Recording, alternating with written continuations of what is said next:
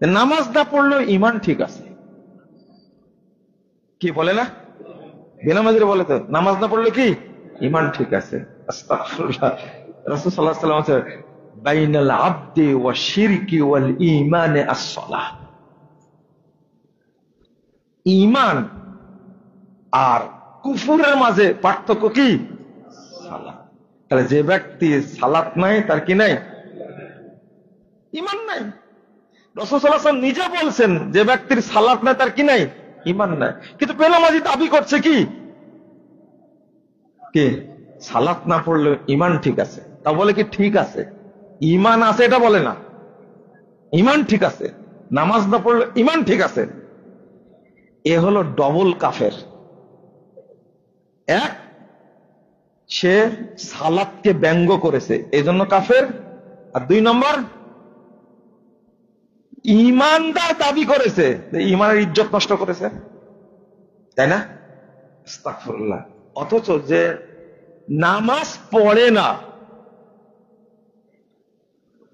সারা বছর না, এক ওয়াক্ত যদি সালাত কেউ ছেড়ে দেয়, এক ওয়াক্ত যদি কেউ সালাত না পড়ে, সে কাফের।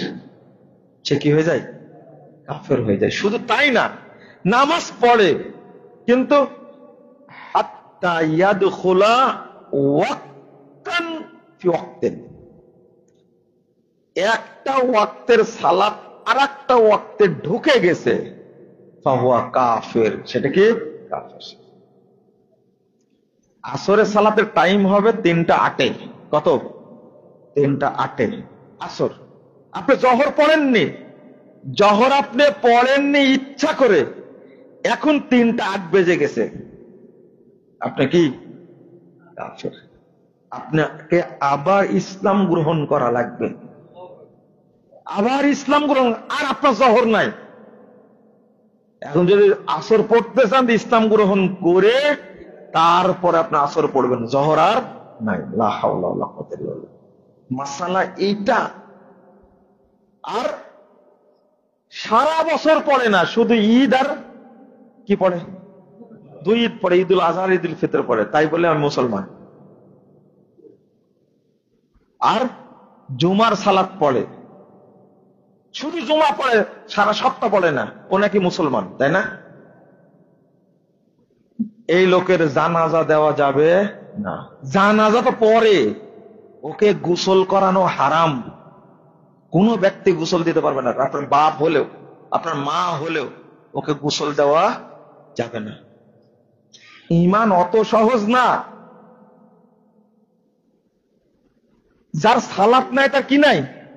এটা মূলনীতি বললাম, বুঝেননি তাই না? এটা মূলনীতি। যার সালাত নাই তার কি নাই? ঈমান নাই। তো ওই লোকটাকে আপনি গোসল করবেন কি করে? এক, ভালো করে মনে রাখবেন, গোসল নাই, ওকে কাফন পরানো যাবে না। 3, ওকে গোরস্থানে কবর দেওয়া যাবে না। আপনি বলবেন কি করব?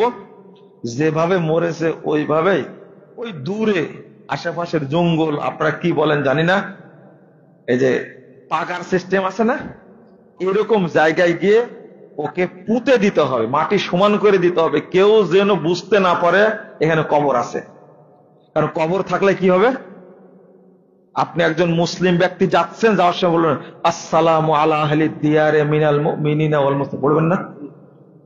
এটা পড়া কি জায়েজ না হারাম? হারাম।